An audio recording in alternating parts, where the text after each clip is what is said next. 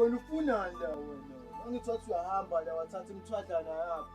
Ufunani la hamba la. Ungiphinda ngikukhona. Ngiyasizela ngiyakuzwa, ngiyakuzwa malume.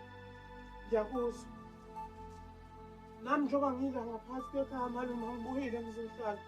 Kepha ngizofuna okwamasaka nami ngiphume ngiphele malume.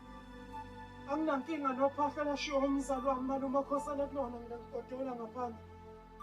Mhlawumbe nami ngokuhamba kwesikhathi uma seyibuyile impendulo kuyoba wena ngaphandle mina ngibe ngaphakathi. Kodwa uzowazi ukuthi mina ngizokuxosha malume ngizoqhubeka ngihlale nawe. Phela nje mangazi iqiniso malume.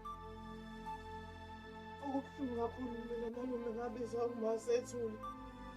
Ukuthi kwenzakalani uma phela akagulanga malume sibuye sikhumbule lokho.